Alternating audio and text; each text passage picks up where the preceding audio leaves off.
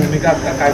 देशात आणि राज्यात आगामी येणाऱ्या संकटाच्या विरोधामध्ये जनतेमध्ये जागृती व्हावी आणि त्याचबरोबर या सरकारच्या विरोधामध्ये सामान्य जनतेचा आवाज पोचावा म्हणून छत्रपती शिवाजी महाराजांच्या आणि चव्हाण साहेबांच्या पवित्र भूमीमधून सातारा जिल्ह्यामधून हे आंदोलन करण्यात आलं. आंदोलनाचा विषय एवढाच होता की महागाई प्रचंड प्रमाणात वाढायला लागलेली आहे.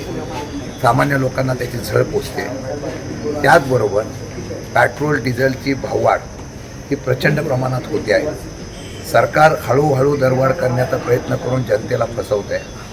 कालही या असलेल्या पेट्रोल डिझेलमध्ये जो काही सरचार्ज आणि GST लावला जातो तो कमी केला तर जनतेला या ठिकाणी रिलीफ मिळेल अशा प्रकारची भूमिकासुद्धा आम्ही मांडलेली आहे.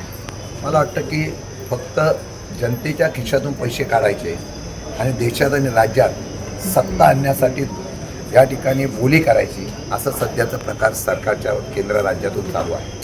एका बाजूला जनता होरपळते, दुसऱ्या बाजूला पंतप्रधान परदेशात जात आहे. एका बाजूला जनता होरपळते आणि महाराष्ट्राची लोक दिल्लीमध्ये जाऊन शेतकऱ्यांच्या कांदा आणि साखरेच्या प्रश्नाचं नाव घेऊन फक्त विधान परिषदेच्या निवडणुकीचा जुगार खेळत आहे. बोली लावली जाते. नगरसेवकांनी त्या ठिकाणी सदस्यांना खरेदी करण्याचा त्या ठिकाणी विक्रम केला जातो आहे. तेच पैसे जनतेसाठी वापरावे अशी प्रकारची मागणी आहे.